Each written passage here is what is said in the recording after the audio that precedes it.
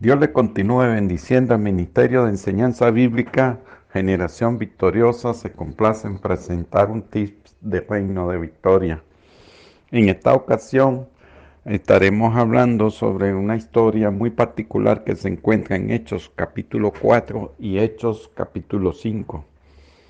Es un contraste que hace la Biblia en estos dos textos sobre la historia de Bernabé y Ananías y Zafira. En la palabra de Dios nos muestra que en la iglesia primera, originaria, había una costumbre de dar, compraban y vendían las propiedades para repartir, pero lo hacían por la mano apostólica, es decir, todo lo vendido, ya sea de herencia, de terrenos, propiedades, se lo daban a los apóstoles y ellos hacían la repartición. Dice la Biblia según las necesidades de cada uno. Claro, en cierta forma es una vivencia comunitaria. La gente lo ve muchas veces como un sistema económico, pero aquí no había nada impositivo. Esto era algo totalmente voluntario. Y la Biblia dice que no había ningún necesitado por este sistema de práctica. No sabemos cuánto tiempo duró esta práctica, pero sí se rescata el sentido comunitario no coercitivo. Eso es muy importante. Porque hay quienes ven aquí muchas veces un antecedente del comunismo y nada más lejos de la verdad.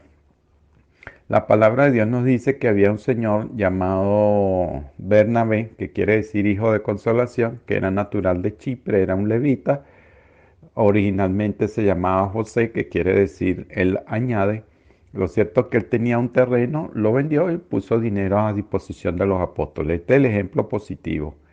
Luego viene el ejemplo negativo, o sea, el contraste, pero hubo un hombre llamado Ananías que junto con Zafira también vendieron un terreno. Y dice la Biblia que se quedaron con una parte del dinero y puso la otra parte a disposición de los apóstoles. ¿Estaba esto malo? No.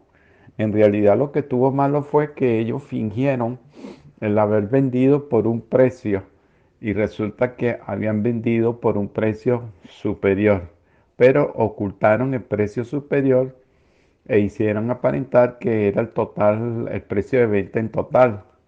Lo cierto es que dieron a entender que el precio de venta total, el inferior, y se cogieron entonces el sobrante. ¿Y dónde estuvo el engaño? Bueno, el engaño estuvo que ellos no tenían necesidad de eso, porque si desde un principio hubieran dicho de que ellos iban a hacer eso, no había ningún problema, porque era algo voluntario. Pero el querer fingir que lo habían hecho como Bernabé, una venta normal y bueno, que daba todo, pues, o una parte, pero con aviso, con anticipación, ellos no lo hicieron, sino que aparentaron una espiritualidad.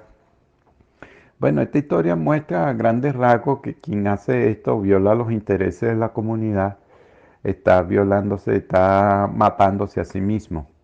La palabra de Dios nos muestra aquí que cuán importante, porque esta comunidad no tenía un sistema coercitivo, policial, un sistema de control político, nada de eso, sino era un sistema donde la persona actuaba libre y soberanamente en los principios del reino. Y entonces aquí nos enseña la importancia de ser íntegro con los bienes y de aprender a no cubrir con el manto de la falsa piedad. O sea, en otras palabras, de no ser hallado falto ni falso delante de Dios en nuestros corazones. Dios nos siga purificando y nos siga limpiando, porque quien no respeta a la comunidad no se respeta a sí mismo. Esta es la historia final de las tres etapas. No es que sean las únicas, pero son emblemáticas de lo que es un corazón falso y fallo delante de la presencia de Dios y cómo fueron juzgados. Dios nos ayude a ser íntegros en nuestras comunidades y con nuestro dinero que Dios nos ha dado. Bueno, le damos gracias a Dios, que Dios los bendiga por haber escuchado esta historia. La paz de Dios y la gracia de Dios. Ananías significa la gracia de Dios. Dios es piadoso y fíjense todo lo contrario a su nombre. Y Zafira, que significa mujer hermosa o valiosa, también hizo todo lo contrario. Bueno, no sea así en nuestras vidas como les pasó a ellos que hicieron lo contrario, sino que seamos un buen ejemplo de integridad. Paz de Dios.